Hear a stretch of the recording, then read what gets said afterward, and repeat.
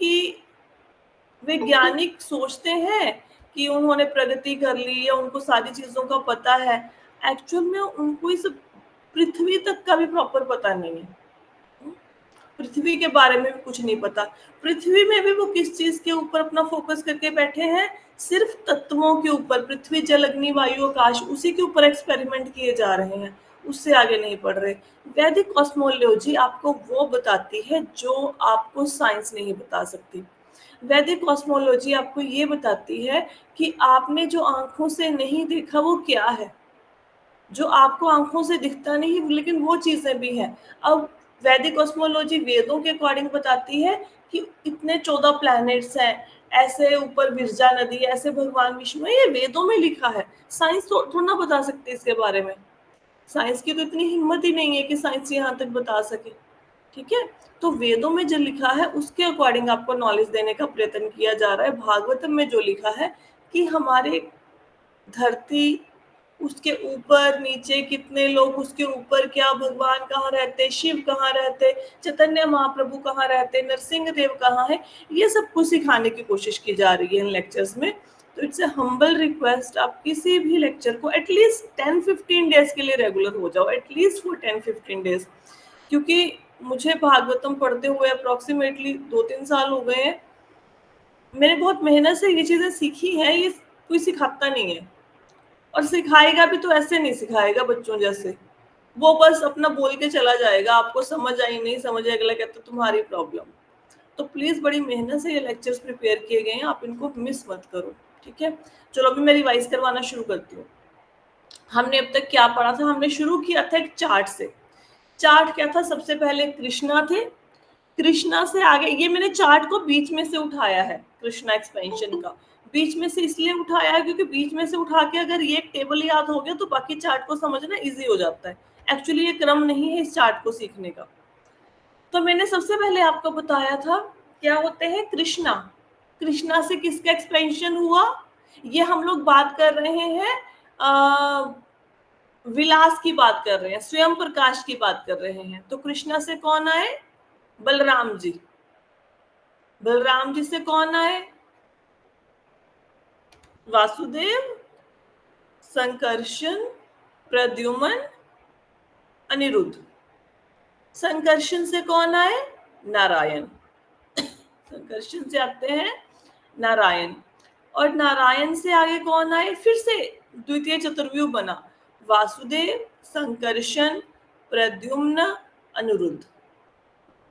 अब जो सेकंड वाले संकर्षण है, इनसे आए महाविष्णु, महाविष्णु से गर्भोदक्षय विष्णु, उनसे आए क्षीरोदक्षय विष्णु। तो ये क्रम हमने डिस्कस किया। मुझे लगता है आज हमारा तीसरा दिन चल रहा है इस सारे टॉपिक के ऊपर, तीसरा चौथा, अब तक आपको एक क्रम याद हो गया होगा एटलीस्ट। ठीक है, ये मैं समझती हूँ। इसके बाद हम लोगों ने पढ़ा था कि भगवान कृष्ण, कुछ लोगों को इसमें अभी भी कंफ्यूजन है, अब दोबारा से सुनो इस बात को। भगवान कृष्ण है, भगवान कृष्ण दो रूपों में अपना विस्तार करते हैं। इस टेबल को समझो, भगवान कृष्ण दो रूपों में अपना विस्तार करते हैं। एक को बोलते हैं स्वयं रूप, एक को बोलते हैं स्वयं प्रकाश। स्वयं रूप, स्वयं प्रकाश। अब स्वयं रूप क्या है? स्वयं रूप है किसी का अपना रूप। अब इसको देखो, जैसे सपोज करो ऐसे ही, इसको भौतिक एग्जाम्पल से समझ तो नहीं सकते, लेकिन समझाने का प्रयत्न कर रही हूँ भौतिक एग्जाम्पल से, क्योंकि हम भौतिकवादी, हमें वही समझ आएगा। अब किसी इंसान ने रामलीला में एक्टिंग करी और वो बंदा रोल कर रहा है, सपोज हनुमान जी का रोल कर रहा है। ठीक है, अब उसका मेकअप वेकअप ऐसा कर दिया, अब आपको वो हनुमान जी जैसा दिख रहा है, लेकिन जब वो मेकअप उतार देंगे तो अपने ओरिजिनल रूप में आ जाएंगे ना। ठीक है, तो जो हनुमान जी है, क्या वो उस इंसान का रूप है, उसका असली रूप है? नहीं, नहीं है ना। अब असली रूप क्या होएगा? जब वो सारा मेकअप उतार के आएंगे तो वो उसका असली रूप होएगा ना। ठीक है, हालांकि ये एग्जांपल यहाँ पे फिट नहीं बैठते, लेकिन फिर भी आपको समझाने के लिए थोड़ा सा बता रही हूँ कि भगवान कृष्ण का स्वयं रूप क्या है। स्वयं रूप मतलब आदि रूप, ओरिजिनल फॉर्म। अब भगवान कृष्ण के असंख्य असंख्य विस्तार है, असंख्य। अब असंख्य विस्तार उनसे हो गए, जैसे एक दिया है, दिए से हमने लाखों दिए एक जला दिए, लाखों दिए एक दिए से जला सकते हैं ना। अब कोई बंदा बोले अच्छा पहला दिया कौन था जिससे सारे दिए जले? आदि। तो ये आदि रूप जो भगवान कृष्ण का है इसको कहते हैं स्वयं रूप, प्रथम आदि रूप, सबसे पहला। ठीक है, इसको स्वयं रूप क्या है? ये भगवान कृष्ण का रूप है ग्वाल बालों के रूप में। जो ग्वाल बाल के रूप में भगवान वृंदावन में गैयों को चराते हैं, उसी ग्वाल बाल के रूप में जो हम ऊपर गोलोक वृंदावन की बात करते हैं हमेशा, वहां पे भगवान सुरभि गायों को चराते हैं। इस ग्वाल बाल के रूप को कहते हैं स्वयं रूप। ये आदि रूप है, ये कहीं से आया नहीं है, ये कहीं से प्रकट नहीं हुआ, ये भगवान का आदि रूप है। ये शुरू से था, है, रहेगा। आदि रूप, इसका कोई इसका हम लोग कहाँ से कोई पॉइंट, इनके माता पिता कौन, ऐसा कुछ नहीं जान सकते। ये आदि रूप है भगवान का। क्लियर हो गया? इसको कहते हैं स्वयं रूप। अब एक होता है स्वयं प्रकाश। क्या होता है? स्वयं प्रकाश। अब बाकी जितना भी विस्तार हम लोग पढ़ेंगे वो स्वयं प्रकाश से आ रहा है। स्वयं रूप के रूप में तो गोलोक वृंदावन में ऊपर है, ग्वाल बाल के रूप में, ये तो स्वयं रूप है। बाकी जितनी भी एक्सपेंशन हम पढ़ रहे हैं 4 दिन से, वो स्वयं प्रकाश से हो रही है। जैसे इसको कैसे समझोगे? जैसे सूरज ऊपर एक है, गोला नजर आता है ना ऊपर, गोल गोल, वो तो एक ही सूरज है ना। लेकिन उस सूरज की किरणें सब जगह पे है, लेकिन सूरज एक है, सूरज दो नहीं है। हाँ, सूरज अमेरिका वालों को भी दिखेगा, इंडिया वालों को भी दिखेगा, और सूरज हर घर के अंदर रोशनी भी देगा। आपका दरवाजा बंद भी हो तो भी नीचे से थोड़ा सा प्रकाश आएगा, खिड़की खुली हो तो घर में प्रकाश आएगा। तो सूरज एक ही है। तो सूरज की उपमा अगर दी जाए तो स्वयं रूप सूरज हो गया। ठीक है, वो उससे कोई विस्तार नहीं हुआ, वो तो स्वयं रूप है। बाकी सारे विस्तार हुए स्वयं प्रकाश से। तो भगवान प्रकाश के रूप में समझो कि प्रकाशित है सब जगह पे, स्वयं प्रकाश, उनका प्रकाश आगे एक्सप्लेन हो रहा है। यहां तक समझ आया? आगे चलते हैं। अब जो ये देखो लिखा है ना स्वयं रूप के रूप में, तो वृंदावन में ग्वाल बाल के रूप में है कृष्णा, मूल रूप है इनका, आदि रूप है। स्वयं प्रकाश में कृष्ण अपना विस्तार करते हैं। कभी भी स्वयं रूप से भगवान एक्सपैंड नहीं करेंगे अपने आप को। स्वयं रूप का कोई एक्सपेंशन नहीं है, सारा का सारा एक्सपेंशन स्वयं प्रकाश का है। स्वयं रूप बस वहां पे जाके खत्म हो गया, खत्म नहीं हुआ, मतलब स्वयं रूप ऐसे, उसके आगे कोई एक्सपेंशन नहीं।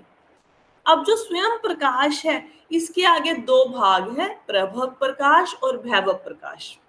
जितना भी टेबल है, ये सारा का सारा टेबल स्वयं प्रकाश के ऊपर बेस्ड है। स्वयं प्रकाश के दो क्या भाग हैं? प्रभव प्रकाश, भैभव प्रकाश।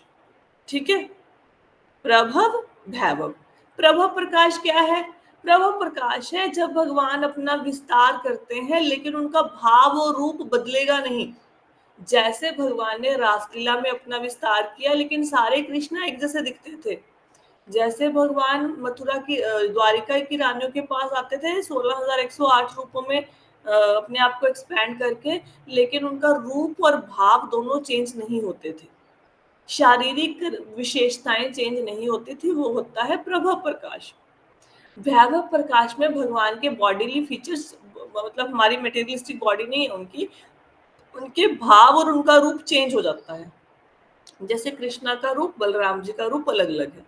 ठीक है, बताया था ना, वो गोरे हैं, वो काले हैं, वो ऐसे, उनकी चॉइस भी अलग है कपड़ों की। कृष्णा पीले रंग के पहनेंगे, बलराम जी नीले रंग के पहनेंगे, तो ऐसे। प्रभव प्रकाश मतलब भगवान का रूप भाव एक रहा, भैभव प्रकाश में रूप भाव अलग अलग हो गया। अब जब यहाँ से हमने चार्ट शुरू किया था, अब स्वयं रूप को हमने छोड़ दिया ना। क्यों छोड़ दिया? कि भाई इससे कोई विस्तार नहीं हो रहा, अब टेबल में इसकी भूमिका खत्म हो गई, अब स्वयं प्रकाश पे आ गए। अब जो हमारा टेबल है उसमें प्रभव प्रकाश की भी भूमिका खत्म हो गई।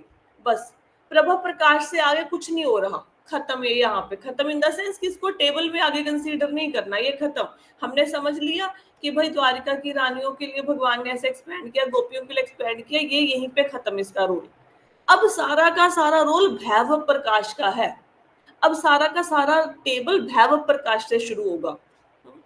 अब भैभव प्रकाश में भी उसके आगे, ये देखो ऊपर लिखा है ना टेबल, देखो यहाँ पे मेन रूप का स्वयं रूप है। स्वयं रूप से आगे स्वयं, ये थोड़ा सा टेबल ना इस ढंग से दिखाया गया है, लेकिन स्वयं प्रकाश आता है, प्रभव प्रकाश है, भैभव प्रकाश है। आगे अब जो प्रभव प्रकाश है उसके आगे दो पार्ट हैं प्रभव प्रकाश के, मैं आपको दिखाती हूँ। प्रभव प्रकाश के दो भाग होते हैं, क्या होते हैं? एक मिनट, स्लाइड तो डाली थी इसमें, where is my slide?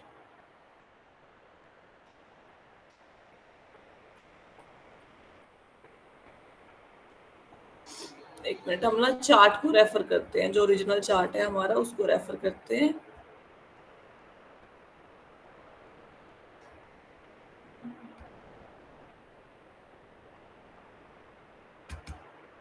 Golok chart पे चलते हैं, वहां से हम इसको, जो स्वयं ये भैभव प्रकाश है इसके आगे क्या है?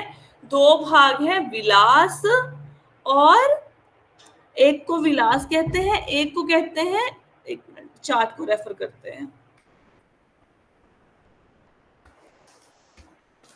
ये देखो, अगर आप सब लोगों को याद आ रहा हो तो जो प्रथम चतुर्व्यूह है उसको विलास कहते हैं, मैंने आपको बताया था ना, प्रथम चतुर्व्यूह को विलास कहते हैं। ठीक है, तो आगे जो ये प्रकाश है, जो बलराम जी से प्रकाश निकल रहा है, प्रभव प्रकाश, भैभव प्रकाश, भैभव प्रकाश के भी आगे दो भाग हैं, स्वांश और विलास। तो हम विलास की चर्चा कर रहे हैं, विलास की। विलास से ही आगे पहला चतुर्व्यूह आया, वसुदेव, अनिरुद्ध, प्रद्युम्न, संकर्षण, वहीं से आगे दूसरा चतुर्व्यूह आता है जिसमें भी प्रद्युम्न, अनिरुद्ध, संकर्षण और वसुदेव होते हैं। अब कल की क्लास में हम लोगों ने क्या पढ़ा? हमने ये पढ़ा कि जो द्वितीय चतुर्व्यूह है, सेकंड चतुर्व्यूह, उसका आगे विस्तार होता है, उसमें हर एक, जैसे वसुदेव आगे तीन रूपों में अपने आप को वो करेंगे, विस्तारित करेंगे, संकर्षण के आगे तीन रूप बन जाएंगे, ऐसे ही प्रद्युम्न जी के तीन रूप बन जाएंगे आगे, और ऐसे ही अनिरुद्ध जी के तीन रूप बन जाएंगे। अब ये याद कैसे रहेगा? इसको ये याद रखना 4-3-2, ऐसे याद रखना 4-3-2। ठीक है, जैसे वसुदेव, पहले पहले चारों का वो बन गया ना, व्यू बन गया, उसके आगे तीन, तीन के आगे फिर दो, दो भी बताती हूँ क्या होते हैं, थोड़ा टेक्निकल है, एक दो बार पढ़ना पड़ेगा, ऐसे समझ नहीं आएगा, कोशिश कर रही हूँ कि आपको समझा पाऊं। देखो, जो सेकंड चतुर्व्यूह है ना, उसमें वासुदेव से आगे तीन रूप आए थे, केशव, नारायण, माधव। संकर्षण से तीन रूप आए थे, गोविंद, विष्णु, मधुसूदन। प्रद्युम्न से तीन रूप आए थे, त्रिविक्रम, वामन, श्रीधर। अनिरुद्ध से भी तीन रूप आए थे, ऋषिकेश, पद्मनाभ, दामोदर। ठीक है, पहले चार थे, चार से आगे कितने हो गए? तीन तीन, तीन तीन हो गए ना। अब ये जो तीन है, केशव, नारायण और माधव है, ये तीनों मिलके आगे और दो रूपों में विस्तार करते हैं, जो 17 और 18 नंबर पे लिखा गया है, अधोक्षज और पुरुषोत्तम लिखा गया है ना। इन तीनों का आगे विस्तार है, अधोक्षज और पुरुषोत्तम। ये गोविंद, विष्णु और मधुसूदन से आगे दो रूप निकलते हैं, उपेंद्र और अच्युत। त्रिविक्रम, वामन, श्रीधर से दो रूप एक्सपैंड होते हैं, नरसिंह और जनार्दन। अनिरुद्ध से दो रूप, ऋषिकेश, पद्मनाभ, दामोदर से हरि और कृष्णा। ये कृष्णा वो नहीं है जो कृष्णा ऊपर है, ये कृष्णा अलग है। क्लियर हुआ? ठीक है, यहां तक हम लोगों ने कल चर्चा की थी। उसके बाद हम लोगों ने क्या चर्चा की थी? विष्णु जी के बारे में, विष्णु जी के बारे में चर्चा की थी ना। अब विष्णु जी कहां से आते हैं? महाविष्णु, महाविष्णु आते हैं आपके सेकंड, हाँ समझ आई, ये मिल गया मुझे, कल वाले जो स्लाइड्स मैंने बनाई थी, ये देखो गुम हो गई थी, मिल गई, ये मैंने आपको बताया था यहाँ तक। अब मैंने स्वयं प्रकाश बता दिया, स्वयं प्रकाश से प्रभव प्रकाश, वैभव प्रकाश आए, वैभव प्रकाश बता दिया। वैभव प्रकाश के आगे दो भाग हैं, विलास और स्वांश। जितने भी चार भुजाओं वाले रूप हैं वो सारे विलास में आते हैं, बाकी सारे स्वांश में आते हैं। ये देखो, बलराम जी से वैकुंठ में चार हाथ, विष्णु रूपों का विस्तार, इसको विलास कहते हैं। तो विलास तो हमने पढ़ लिया ना, पहला चतुर्व्यूह आया, दूसरा चतुर्व्यूह आया, पहले चतुर्व्यूह को कहते हैं प्रभव विलास, दूसरे चतुर्व्यूह को कहते हैं वैभव विलास। ये नाम याद होंगे, ठीक है, नहीं याद होंगे कोई बात नहीं, मोटा मोटा याद रख लो। आज हम अच्छा, कल जब हम लोगों ने इसकी चर्चा करी, कल हम लोगों ने महाविष्णु के बारे में पढ़ा। क्या पढ़ा? कि भाई महाविष्णु वो है जिनकी श्वासों से असंख्य ब्रह्मांड प्रकट होते हैं, उनके रोमकूपों से। ये हमने महाविष्णु को देखा, ये कितने सारे ब्रह्मांड प्रकट हो रहे हैं। ठीक है, उसके बाद हम लोगों ने क्या देखा, क्या बताई थी मैंने बात, कि इतने सारे ब्रह्मांड जो प्रकट हो गए, इनको कौन धारण करता है? इसको शेषनाग अपने फनों पर धारण करते हैं। अनंत शेष, शेषनाग नहीं, अनंत शेष। अनंत शेष क्यों कहते हैं? क्योंकि उनके अनंत सिर हैं, अनंत फन है। ये देखो, मैंने अनंत शेष की आपको पिक्चर भी दिखाई थी, ये दिख रहा है ना नीचे, अनंत शेष है, उनके सिर के ऊपर ये असंख्य ब्रह्मांड है। ठीक है, फिर हमने क्या जाना कि जिस सागर में ये लेटे हुए हैं, सागर कहाँ से आया? ये भगवान विष्णु के शरीर के पसीने की बूंदें हैं, जिस जल में वो लेटे हुए हैं। ठीक है, फिर हमने समझा कि ये जो जल है, ये हमारे पास भी है। किस रूप में है? गंगा नदी के रूप में। कैसे आ गया हमारे पास? जब वामन अवतार में भगवान ने अपने पैर का विस्तार किया 3 पग भूमि को नापने के लिए, तो उनके पैर के अंगूठे के नाखून से छेद हो गया ऊपर, यहाँ पे जहाँ पे कारण सागर में छेद हो गया, तो वहां से एक बूंद गंगा, जैसे जो गंगा नदी है ना, वो जल बन के आई, तो वहां से गंगा नदी बनी। ठीक है, कारणोदक्षय विष्णु।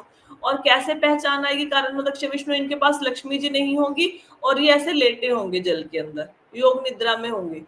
इसके बाद गर्भोदक्षय विष्णु, गर्भोदक्षय विष्णु की पहचान कैसे होगी? वो शेषनाग की शैया पे लेटे होंगे, लक्ष्मी जी उनके चरण दबा रही होंगी और उनके नाभि से कमल नाल निकल रहा होगा, ब्रह्मा जी। ये है गर्भोदक्षय विष्णु। ठीक है, गर्भोदक्षय विष्णु कहाँ रहते हैं? गर्भोदक सागर में। फिर हमने देखा क्षीरोदक्षय विष्णु। क्षीरोदक्षय विष्णु कौन है? जो हमारे अंदर सारे लिविंग एंटिटी, शेर, चीता, गाय, भैंस, बकरी, चिड़िया, जानवर, ये चींटी, कीड़ा, पतंगा, सबके अंदर जो है वो है क्षीरोदक्षय विष्णु। वो खड़े होंगे और उनके पास भी लक्ष्मी जी वगैरह आपको कुछ भी नजर नहीं आएंगी, वो खड़ी हुई फॉर्म में होंगे ऐसे, हमारे हृदय में अंदर है ना। तो ये हो गया क्षीरोदक्षय विष्णु। क्लियर हो गया? क्षीरोदक्षय विष्णु कहाँ पे रहते हैं? क्षीर सागर में।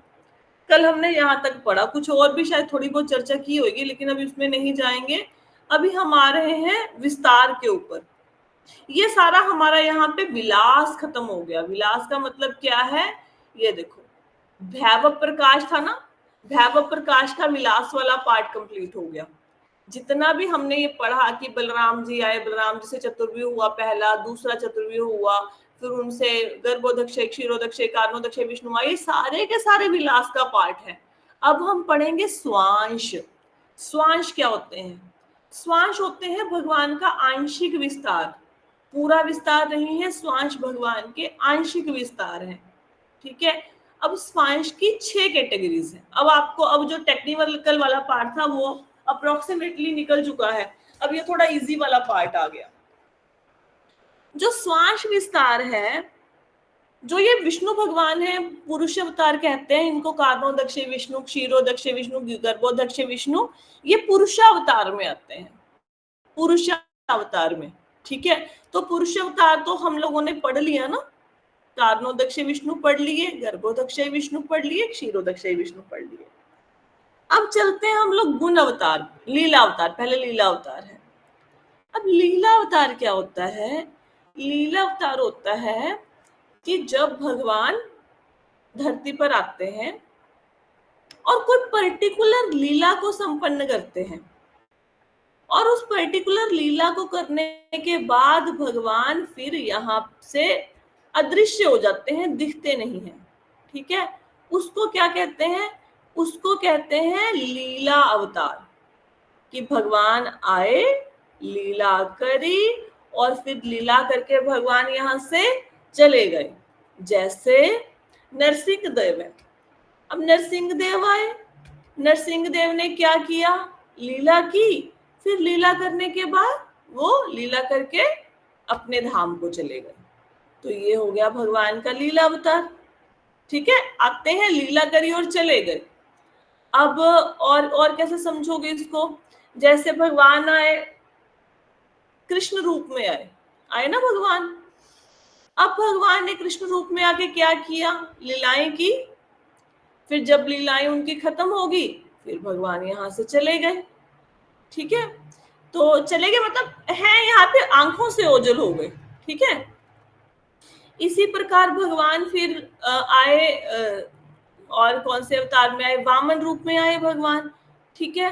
भगवान आए, भगवान ने लीला करी और भगवान चले गए, ठीक है।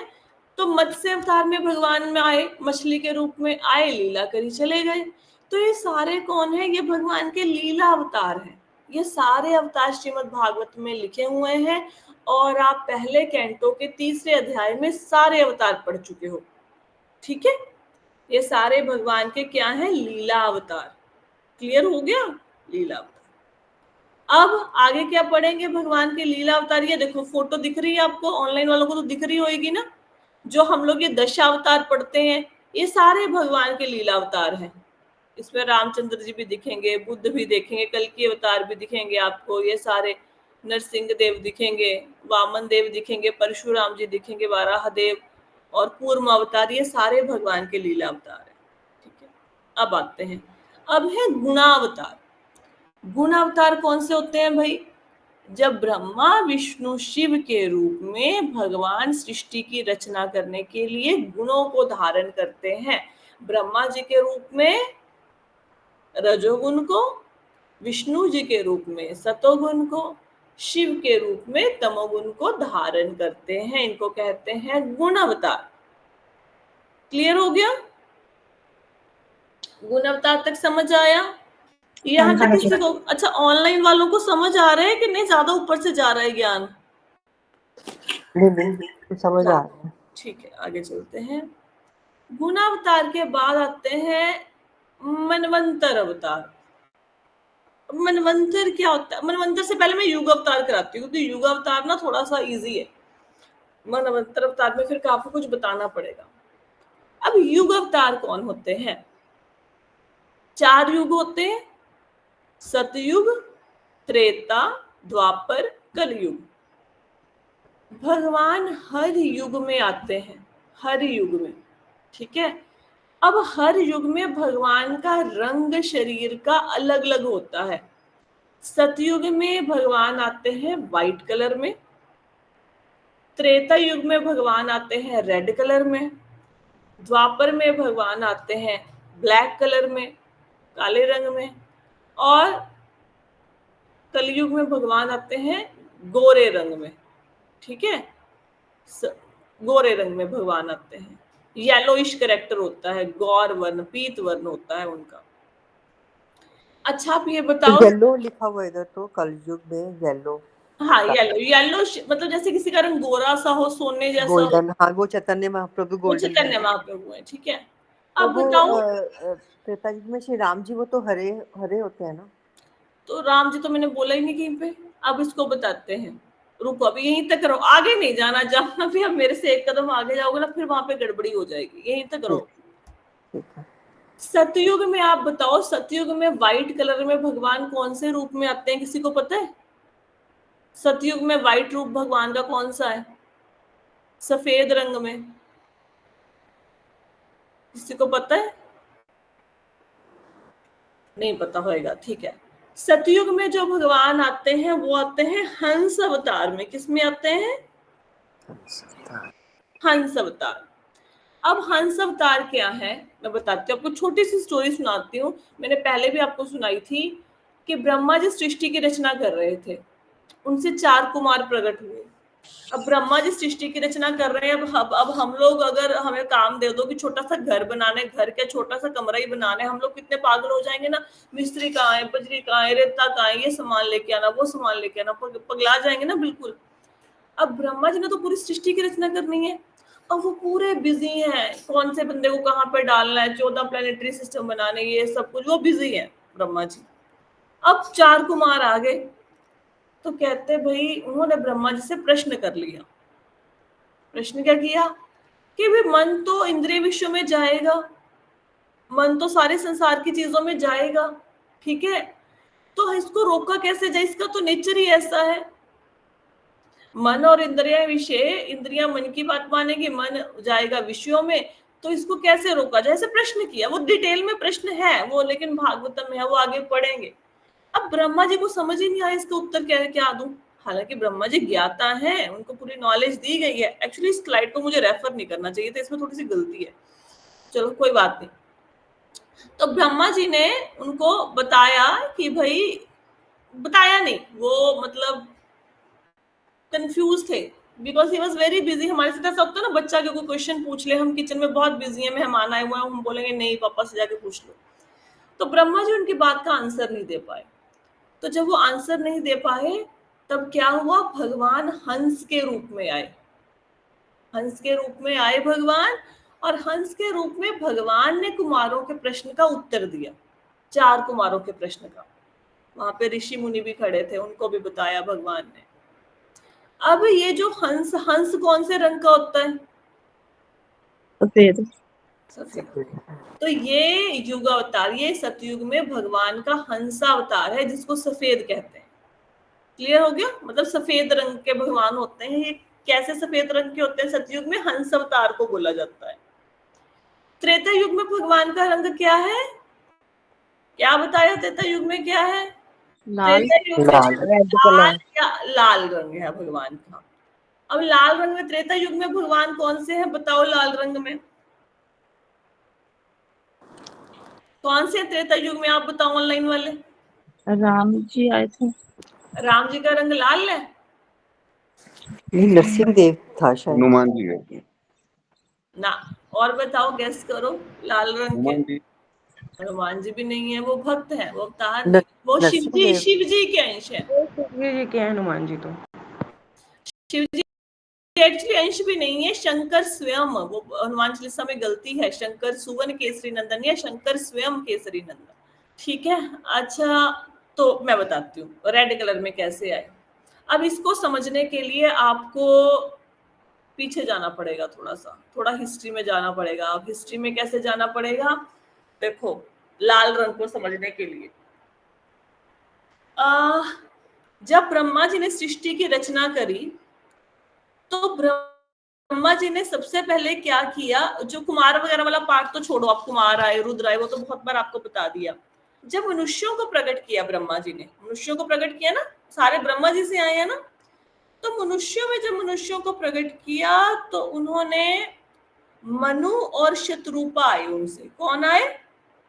मनु और शत्रुपा।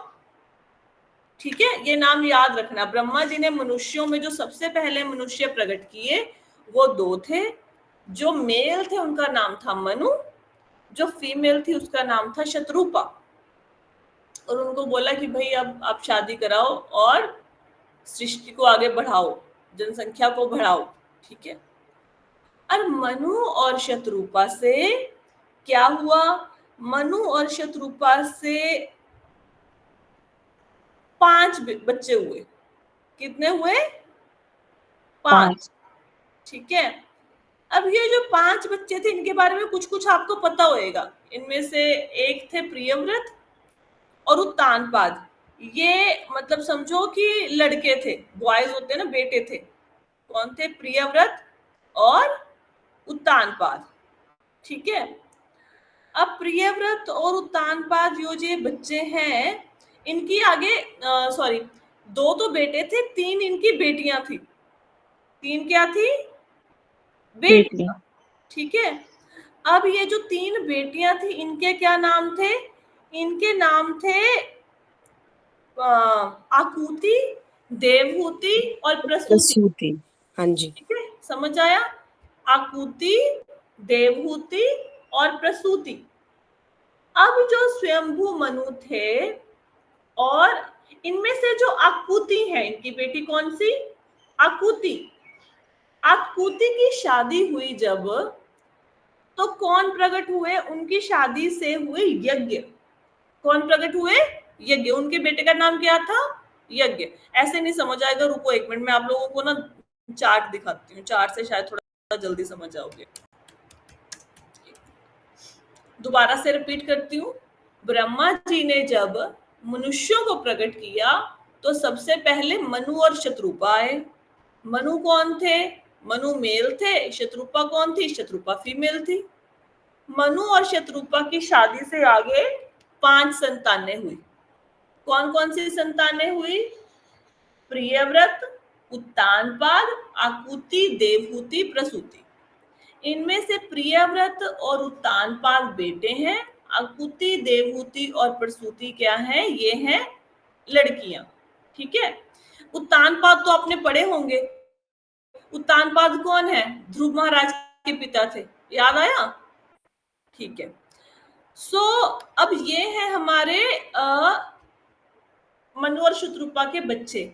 इनमें से जो इनकी बेटी थी आकुति, किसका नाम लिया जा रहा है? आकुति का।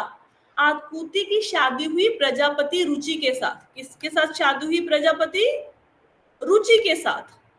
आकुति और प्रजापति की जब शादी हुई रुचि के साथ, तो उनमें से वहां से जो उनके संतान हुई उनका नाम था यज्ञ। क्या नाम था? यज्ञ। ये यज्ञ कौन है? यज्ञ स्वयं भगवान का रूप है। आपने कभी वो देखा है, हवन कुंड में अग्नि जलती हुई देखी है? किस रंग की होती है? लाल रंग की होती है ना। तो ये यज्ञ भगवान है, जिनको त्रेता युग में लाल रंग का कहा जाता है। ये अब मेरे ख्याल से मैंने आप लोगों को टेबल शेयर किया, इससे थोड़ा सा क्लियर हो जाएगा। ठीक है, स्वयंभू, मनु, शतरूपा, इनके आगे 5 बच्चे, प्रियव्रत, उत्तानपाद, आकुति, देवहूति, प्रसूति।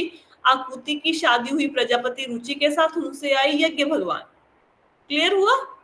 ठीक है, तो इनको कहा जाता है त्रेता युग में भगवान लाल रंग से आए। क्लियर हुआ? ऑनलाइन वालों को क्लियर हो गया? हाँ जी। लाल रंग में कौन आया? यज्ञ भगवान। ठीक है, अब आ जाओ द्वापर पे। द्वापर पे आप सबको पता है कौन है द्वापर में काले रंग के? कृष्णा। कृष्ण, ये तो क्लियर है ना? ठीक है, चलो ये हो गया आपका काले रंग के। अब आ जाओ कलयुग में। कलयुग में भगवान किस रंग से आते हैं? कौन है कलयुग के भगवान? बताओ। गौर वर्ण कौन है? चैतन्य महाप्रभु। चैतन्य महाप्रभु। ठीक है, चैतन्य महाप्रभु का रूप क्या है? गौर वर्ण है वो। ठीक है, तो ये हो गया आपके पीले रंग के। क्लियर हो गया? सतयुग में कौन सा था? व्हाइट कलर का हंसावतार। त्रेता युग में कौन था? यज्ञ अवतार।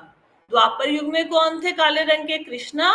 और सतयुग में कलयुग में कौन है? गौर वर्ण के पीले रंग के चैतन्य महाप्रभु। ये है हमारे युग अवतार। क्लियर हो गया? मेरे को किसी ने प्रश्न पूछा था, आज से साल पहले प्रश्न पूछा था कि व्हाइट कलर के कौन आए थे सतयुग में, तब मैंने उत्तर नहीं दिया था। ठीक है, तो अब मैं आपको हाँ मैंने ये बोल दिया था आज से 1 साल पहले कि मैं बाद में बताऊंगी। तो अभी वो 1 साल के बाद वो दिन आ गया कि मैं बता सकती हूँ, क्योंकि उस टाइम पे बताया होता ना फिर कंफ्यूज हो जाते हैं, तो इसलिए अभी बताने का टाइम। देखो, अब जो आप बोलोगे कि रामचंद्र जी तो है नहीं यहाँ पे, है ना? अब देखो ये ना कैटेगरीज हैं। युग अवतार में रामचंद्र जी नहीं है। ठीक है, वो आएंगे आगे, लीला अवतार में आएंगे। ठीक है, युग अवतार में नहीं है, क्योंकि जब त्रेता युग में रेड कलर की बात की जाती है तो रेड कलर भगवान राम का नहीं है। तो त्रेता युग में भगवान राम को मत मान लेना। अब जैसे ना, सपोज ऐसा करो, मैं अपनी एग्जांपल लेती हूँ। अब अगर मैं बोलूं मैं मायके वालों के साथ मेरी कैटेगरी करो, तो मैं उनकी बेटी हूँ अपनी माँ की। ठीक है, अब मुझे आप डालो इस्कॉन में, डालो इस्कॉन में मैं बच्चों को पढ़ाने वाली टीचर हूँ, वो मेरी अलग कैटेगरी बन गई ना। ठीक है, अब मैं घर पे यहाँ पे मतलब किसी की मदर हूँ, व्योम की मैं मदर हूँ, तो कैटेगरी होगी ना अलग अलग। ठीक है, तो ये युग अवतार की कैटेगरी है, ये अलग कैटेगरी है। इसमें हम भगवान राम को कंसीडर नहीं करेंगे, वो अलग आएंगे। ठीक है, युग अवतार में ये होते हैं। क्लियर हुआ? ठीक है, अब इसके आगे तो आज नहीं पढ़ेंगे, इतना ही करेंगे। यहां तक किसी का कोई प्रश्न है तो बता दो, कुछ नहीं समझ आया तो बता दो। क्लियर हो गया? अच्छा, प्लीज क्लास मिस मत करना, मैं बार बार बोल रही हूँ, क्योंकि ना क्लास रिपीट तो मैं कर देती हूँ शॉर्ट में, पर जो ओरिजिनल क्लास में बताया गया उतना नहीं बताया जाता। अब मुझे पता है कल जितना मतलब गर्भोदक्षी विष्णु को मैंने एक्सप्लेन किया, आज उतना नहीं किया जाएगा, तो क्लास मिस मत करना। ठीक है, अब कल हम जो बाकी स्वांश है उनके विषय में पढ़ेंगे। ठीक है, मनवंतर अवतार पढ़ेंगे। मनवंतर क्या होता है, ब्रह्मा जी के एक दिन में कितने मनु होते हैं, एक मनवंतर में कितना शासन काल होता है, ये हम कल करेंगे। थोड़ा सा टेक्निकल है तो कल उसको अलग से करेंगे। ठीक है जी, प्रश्न कोई नहीं है? ठीक है, चलो जी, thank you so much everyone for joining the session. Hare Krishna. Hare Krishna. Hare Krishna.